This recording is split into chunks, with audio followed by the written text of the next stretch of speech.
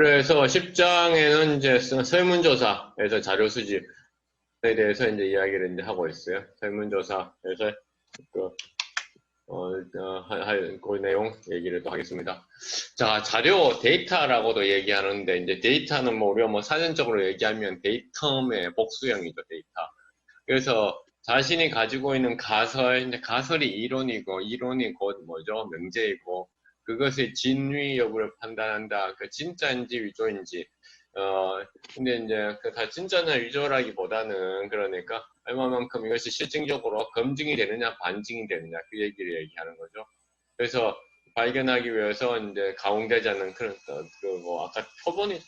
그래서 모집전이 잘 반영된 그런 표본을 이제 해야 되는 것이고. 연구 목적을 위해서 직접 조사를 실시하여 수집한 자료. 그러니까 여러분들이 조사를 수집하면서 아까 얘기했지? 내가 확률적 표집을 할 것인가, 비확률적 표집을 할 것인가 결정을 하고, 비확률적 표집을 하더라도 확률적 표집의 원칙들을 최대한 준용을 해서 뭡니까? 우리가 하도록 노력해야 된다라는 거고. 그 다음에 1차 자료라고 하는 것은 연구 목적에 부합하는 자료를 구하기 쉽다. 왜냐하면 자기가 직접 자기 목적에 맞는 것을 조사하니까. 그러니까. 2차 자료 같은 경우는 예컨대 지난 시간에 권택찬 씨 같은 경우는 2차 자료. 자기가 직접 수집한 게 아니잖아요. 자기의 목적에 없는 맞는 자료가 없을 수도 있잖아. 자기가 직접 조사하면 자료를 구하기 쉽겠죠. 하지만 비용이 많이 들겠죠. 연구자가 적용하기 원하는 시기에 발생하는 응답한 것에서 자료를 얻을 수 있죠. 그러나 시간과 비용이 많이 들어요. 시간과 비용이 많이 들죠. 2차 자료, 연구자가 자신의 연구 목적을 고려하여 직접 수집한 자료가 아니라 자신의 연구에 적합하다고 판단하 이미 존재하는 것에서 구한 자예요. 근데 2차 자료가 1차 자료보다 더 좋은 경우도 많아요. 왜냐하면 내가 학교에서 모든 경북에 있는 대구에 있는 학교들의 조사를 못하겠지만은 교육청에서 그런 거 했는 거면 2차 자료가 훨씬 더 유용할 수도 있겠죠. 시간과 비용을 절약하고요. 그렇게 해놨잖아.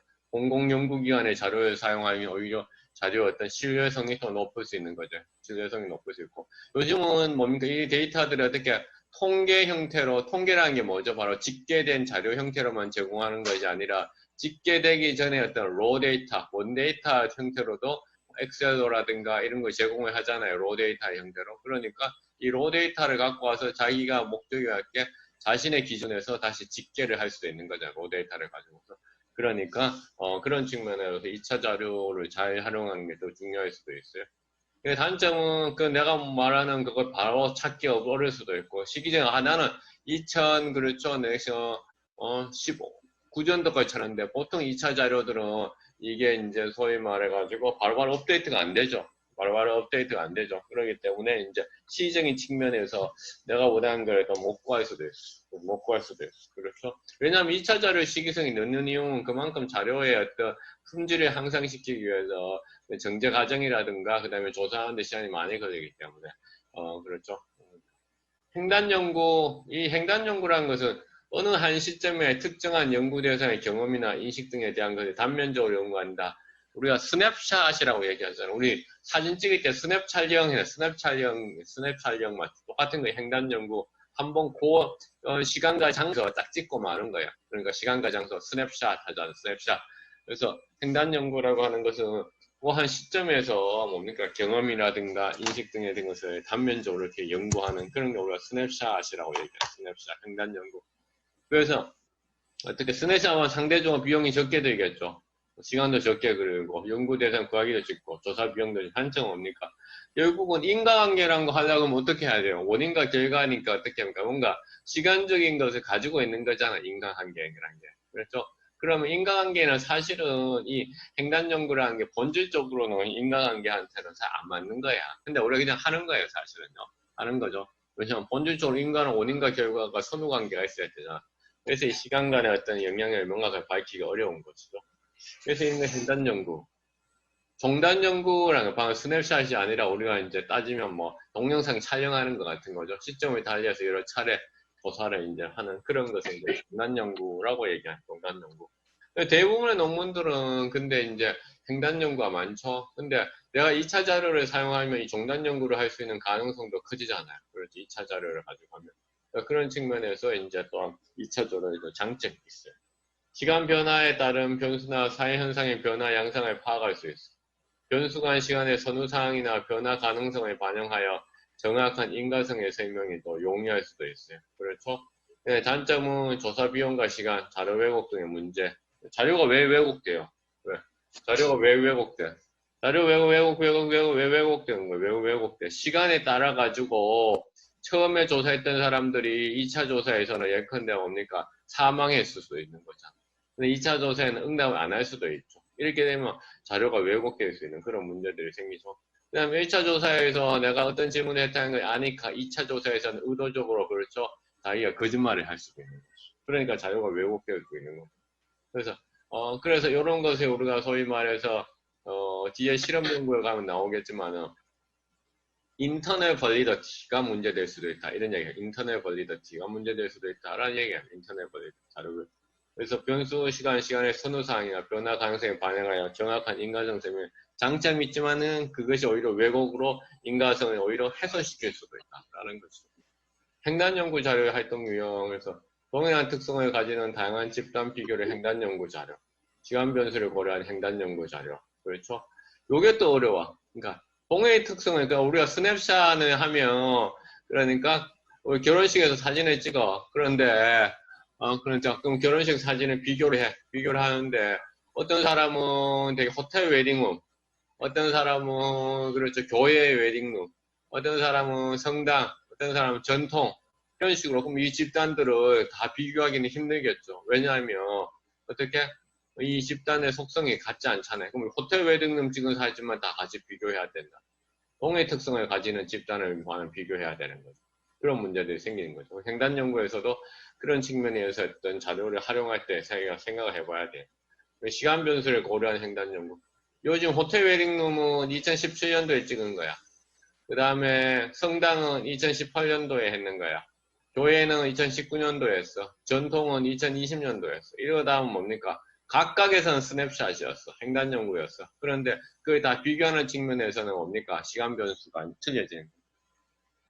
종단 연구, 우리가 뭐 코호트는 여러분들이 지금 뭔지 다 알아요, 사실은. 코호트 격리 때문에. 그렇죠. 우리 코로나 방송에 특정한 한 집단에 묶어가지고 이렇게 하는 거예요. 예컨대 40대 코호트. 그렇죠. 혹은 50대 코호트, 여성 코호트. 이렇게 코호트라고 하는 게 그런 의미에서 특정한 그렇죠. 속성을 공유하고 있는 집단을 이야기하는 게 코호트. 그다음 추세라고 하는 것은 시간에 따라서 했다는 그런 의미. 트렌드를 파악한다. 추세. 패널이라고 하는 것은 예컨대 내가 의도적으로 특정한 패널들을 만드는 거예요. 패널이라고 만든다는 거죠. 그래서 1번 패널에는 남성만 넣고 2번 패널에는 여성만 넣고 3번 패널에는 남성, 여성 같이 넣었어. 그래서 어떻게 뭔가 성별의 차이를 비교하는 것. 그런 게 이제 패널식이죠. 패널식. 오케이. 의도적으로 자기 특성에 맞는 것을 가지고 오는 것이 패널이에요. 패널. 의도적으로, 인위적으로. 그렇죠? 그래서 이렇게 패널 연구자 해가지고 이것이 어떻게 변화되는지 종단적으로 할 수 있고 시기적으로 또 패널을 할 수도 있는 거죠. 2010년도 패널, 2015년도 패널, 2020년도 패널. 오케이. 이렇게 해서 이제 횡단 연구, 종단 연구 이렇게 구분해. 그 다음에 자기 기입식 조사, 그 셀프 리포팅이라고 하는 거 있잖아요. 우편 활용, 질문지 인쇄, 해수용 봉투. 해수용 봉투 준비 안 하면 거의 다 뭡니까? 안 하죠, 사실은. 내가 내 돈 들여가지고 다시 할 필요는 없는 거잖아. 안내지 만들고 해설 기다리고. 근데 요새는 사실 인터넷 조사가 워낙 이제 활성화됐으니까 이제 그런 측면에서 이제 이게 좀 거의 사용 안 된다고 볼 수 있는 거죠. 그래도 이제 질문지는 민감하거나 사적인 정보가 있더라도 응답해줄 가능성이 높고 매개체가 개입하여 생길 수 있는 문제가 좀 줄여들고 근데 낮은 횟수율 그렇죠? 횟수율이 낮을 수 있는 거예요. 그 다음에 면접조사 이거 되게 비용이 많이 들죠. 질문지 준비하고 면접조사원을 모집해서 사전 안내 교육 면접조사는 파기하나의 조사를 실시 장점 횟수율이 높아 질문 문항의 의미를 정확하게 전달해 정확한 이끌어낼 수 있어요. 나도 이제 면접조사원이 하는 질문을 내가 하지는 않았고 내가 당한 적이 있었는데 그렇죠. 상당히 그러니까 이 자료의 품질이 높아질 수밖에 없더라. 왜냐면 또 사람 앞에서 거짓말하기 힘들잖아요. 사람 앞에서 의도적으로 내가 틀린 말 하기 쉽지 않거든요. 그 다음에 내가 질문 문항이 정확히 이해 안 된다고 또 설명해 주잖아요. 그죠? 그러니까 이게 장점이 있어요, 사실. 단점은 뭡니까? 응답자가 드러내기 싫어하는 그런 내용에 대해서 그럼에도 불구하고 사람들이 답을 피할 수 있는 것이 너무 그러니까 사적인 거, 성적인 거.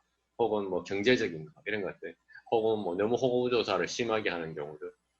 면접조사원이 훈련이 안 되는 경우 보사 내용이 당연히 왜곡될 수 있는 것이죠. 전화, 이건 문제. 전화 문제. 왜 문제냐면 일단 요새는 ARS하고 그렇죠. 그 다음에 집전화. 근데 이제 요새는 이제 집전화 문제 때문에 대부분 뭡니까 모바일로 이렇게 하는 경우들도 많죠. 질문 문항 만들고 전화로 시사하고 입력대로 바로 편리하고. 그래서 사실은 이제 대부분의 여론조사에서 이 전화조사를 하는 거죠. 가성비가 높아서. 응답이 왜곡될 가능성이 있죠. 낮은 응답률. 그렇죠. 그래서 응답률이 정말 낮아요. 전화. 거의 다 스팸으로 다 처리하죠. 전자메일의 통환조사, 인터넷 전문조사. 근데 여기서 요 인터넷에 통한 조사를 요새는 그래서 막 패널을 운영하는 거예요.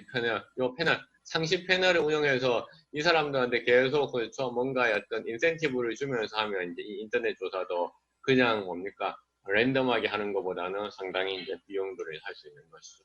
그래서 비용을 단축하고 편한 자료 관리하고 조사 대상의 한계가 있는 거. 이것도 응답률도 낮을 수 있는 거죠. 2차 자료, 기존 조사에서 자료를 얻는 방법, 횡단연구, 종단연구. 2차 자료 활용의 장단점, 시간과 비용 없이 자료를 얻을 수 있고, 표본의 대표성이 보장되는 자료를 쉽게 얻을 수 있어. 연구윤리의 적용 의무에서 자유롭죠. 자기가 했는 거 아니니까. 그러니까 연구윤리의 적용 의무에서 자유로울 수 있어. 자기가 했는 거 아니니까. 그렇죠. 연구 모형에 적합한 자료를 얻기 쉽지 않은 게 문제죠. 그래서 그럼에도 불구하고 난 2차 자료, 공공기관이 2차 자료를 선호합니다. 데이터의 품질이 좋기 때문에. 변수를 구성하는데 제한이 있는 거죠, 당연하죠. 그렇죠. 2차 자료 활용해서 유의할 점, 연구자의 연구 모형과 변수가 불일치할 수 있는 거죠. 자료의 출처에 대한 기록 문제도 있고, 그 다음에 중앙정부 출연 연구기관, 뭐 지방단지, 사회과학은 뭡니까? 사회과학, 그 다음에 조사, 그 코스닥인가? 그거 있잖아요. 거기에서 이제 가면 또 자료들이 많죠.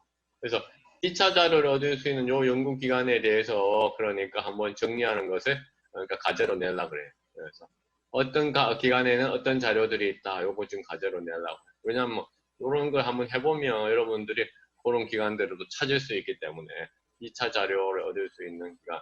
그런데 무슨 보고서 이런 차원보다는 실제로는 데이터를 제공하는 것을 찾아야 돼. 데이터를 제공하는 거. 알겠죠? 데이터를 제공하는 거. 그런 데이터를 제공하는 거. 무슨 보고서는 어디나 다 존재하죠. 실제로 데이터를 제공하는 거. 우리가 분석이 가능한 데이터, 보고 데이터까지 또 제공할 수 있는 거. 그렇죠? 그런 거 이제 찾는 거를 과제로 하나 내려고 합니다. 알겠습니까?